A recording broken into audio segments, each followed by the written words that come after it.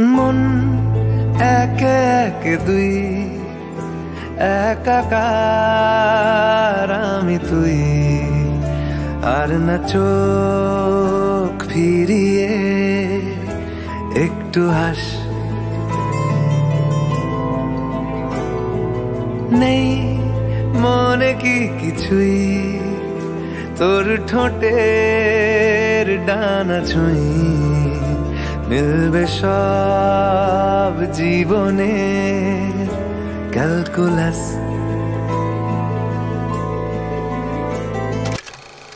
সবাই কেমন আছো? আশা করি সবাই ভালো আছো। আমরাও খুব ভালো আছি। পারসৌভিক লাইফস্টাইলে সবাইকে স্বাগত। এই যে দেখো, একবারে সকালে উঠে পড়েছি, উঠে একবারে রেডি হয়ে নিয়েছি। তো আজকে চলে যাব, এই যে বেরিয়ে পড়েছি। তো উঠে চাটা খাওয়া হয়ে গেছে, সব তো কালকে প্যাকিং করাও হয়ে গেছিলো। এবার চলো নিচে যাই, সবার সঙ্গে দেখা করি, দিয়ে বেরিয়ে যাব। টোটোও চলে এসেছে মনে হয়, আজকে তো বাসে যাব। তো চলো নিচে যাই, আর তোমরা সবাই ব্লগটা দেখতে থাকো। আশা করি নি, এই যে শুয়ে আছে এখনো, তো মা এসে উঠাবে। এই যে দেখো শুয়ে আছে, তো মা এসে উঠাবে। আর তো থাকুক, শুয়ে থাকুক একটুক্ষণ, এখন তো ঠান্ডা ঠান্ডা আছে একটু একটু। তো একটুখানি শুয়ে থাকুক। সকাল সকাল বেরিয়ে পড়েছি, আর আমরা যেখানে থাকি ওইখানে যাওয়ার জন্য। আর এইদিকে দেখো আম্মাকে প্রণাম করে নিলাম। আম্মা আমাকে বোঝাচ্ছিল যে একা একা থাকিস, কোথাও যাবি না, হুটহাট করে দরজা খুলবি না, ওইখানে একা একা থাকিস, তোকে দেখার মতো কেউ নেই, বাড়িতে যেরকম অনেকেই আছে, ওইখানে কিছু হলে কে দেখবে, এরকম বোঝাচ্ছিল, মানে গুরুজনরা যেরকমভাবে বলে আর কি। আর সত্যি কথা বলতে, আমরা যেদিন বাড়ি থেকে আসি, আম্মা তার আগের দিন রাতে জেনে নেয় আমরা সকালে বা ভোরে কখন বেরোবো। তো ঠিক আমরা যখন বেরোই, ঠিক যদি সকালে আসি তাহলে উনি বাইরে এসে বসেন, না হলে ঠিক উনি জেগে বসে থাকেন, ওনাকে সাড়া দিয়ে আসতে হয়। উনি বলেন ঠিক আছে এবারে সাবধানে এসো, মানে ওটাই ওনার শান্তি, ওটাই মানে ওনার কাছে অনেক আনন্দের। তো যাই হোক, তো টোটো করে এসছিলাম বাস স্ট্যান্ড পর্যন্ত, আজকে বাসে এসছি, আর বাবাও ছাড়তে এসছিল। তারপর থেকে আর কোনো ভিডিও করা হয়নি। আর এই যে দেখো, এটা বালি ব্রিজ।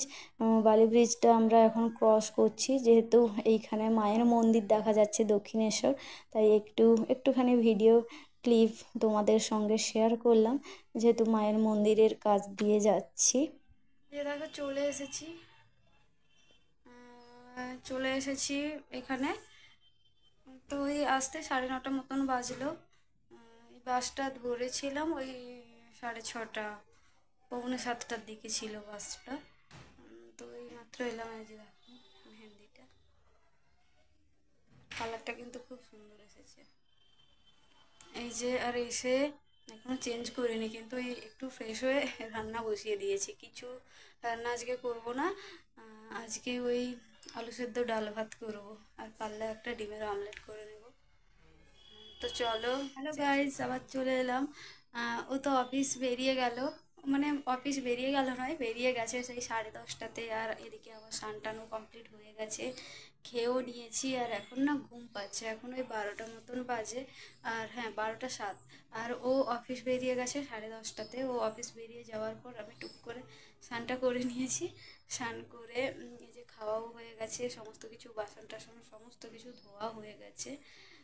তো একটু রেস্ট নিতে হবে, সেই সকালে বেরিয়েছি, মানে অনেকটাই ভোরবেলাতে বেরিয়েছি। তো তারপর এতক্ষণ জার্নি করেছি, আর আমার বাস জার্নি খুব একটা ভালো লাগে না। ট্রেনে হলে অতটা কিছু হয় না, কিন্তু বাস জার্নিটা আমার ভালো লাগে না খুব একটা, অনেকটা না মাথাটাও ধরে আছে, একটু রেস্ট নিতে হবে। সন্ধেবেলা ও অফিস থেকে ফিরতে দুজনে মিলে চলে গেলাম বাজারে।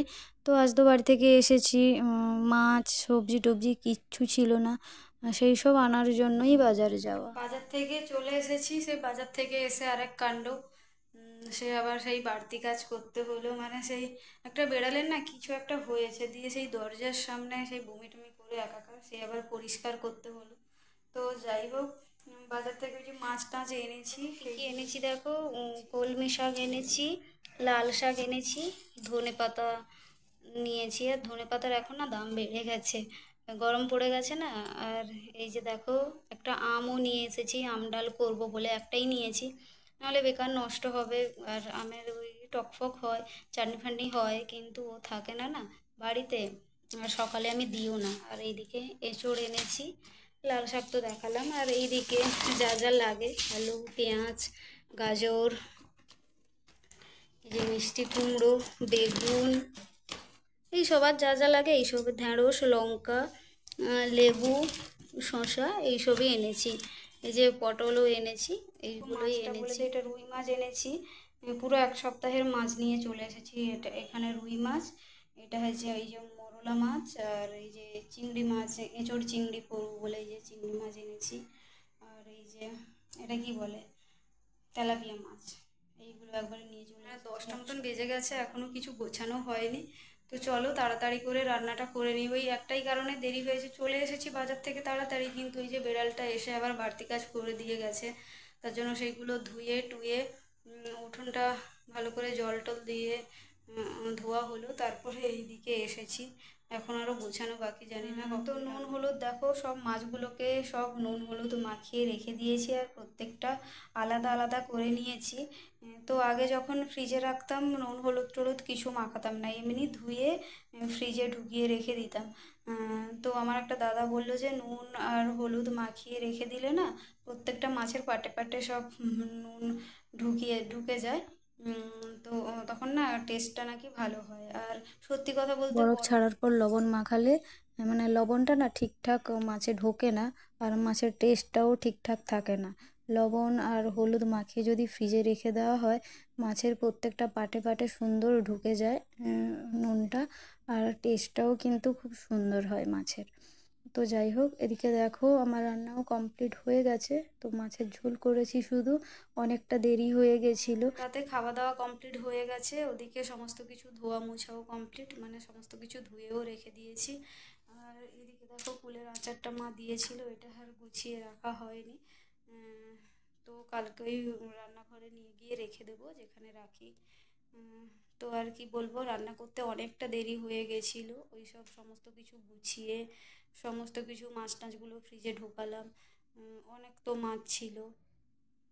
তো যাই হোক, আর কি বলবো, আর বেশি কথা বলছি না, এখন বাজে 12টা 12, মানে ভাবো কতটা রাত হয়েছে। তো চলো আজকের ব্লগটা এখানেই শেষ করে দিচ্ছি। তোমরা সবাই ভালো থাকবে, সুস্থ থাকবে, আজকের মতো টাটা। দেখা হবে আবার একটি নতুন ব্লগে। ব্লগটা ভালো লেগে থাকলে অবশ্যই লাইক কমেন্ট শেয়ার এবং সাবস্ক্রাইব করে দিও। চলো টাটা।